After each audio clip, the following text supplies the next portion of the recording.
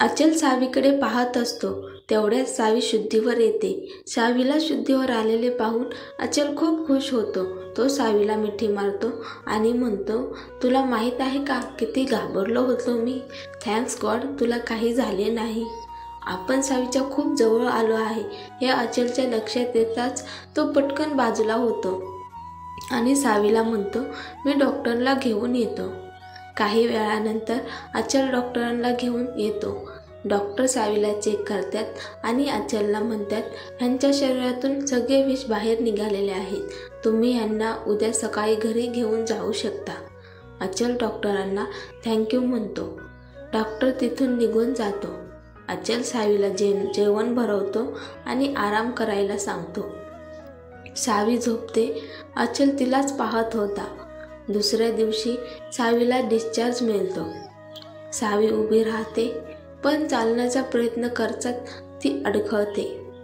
अचल लगेच पुढे सरकतो आणि तिला पकडतो. अचल सावीला आपल्या कुशीत उचलतो आणि चालायला लागतो. सावी चेहरा करून हळूवारपणे म्हणते, जेव्हा तुम्ही मला उचलता तेव्हा असे वाटते की आता मला माझे वजन वाढवावे लागेल. सावी अगदी हळूच म्हणाली, पण अचलने हे ऐकले. अचल मनात म्हणतो, इतकी मूर्ख मुलगी मी याआधी पाहिली नाही.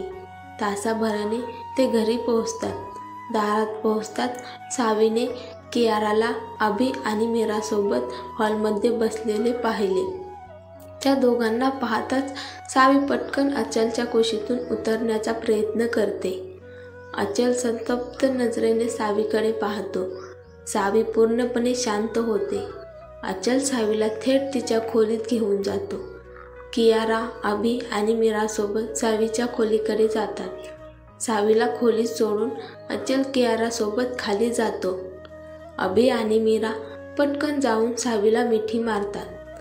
अभि सावीला म्हणतो, दीदी तू ठीक आहेस ना, की राघवने तुला काही केलं नाही ना.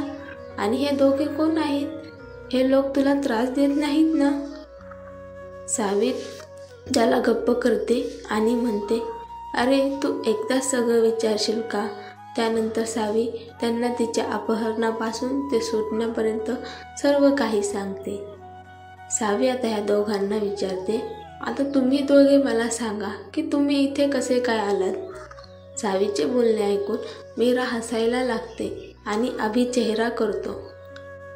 आज जे काही घडले ते मीरा सावीला सांगायला लागते.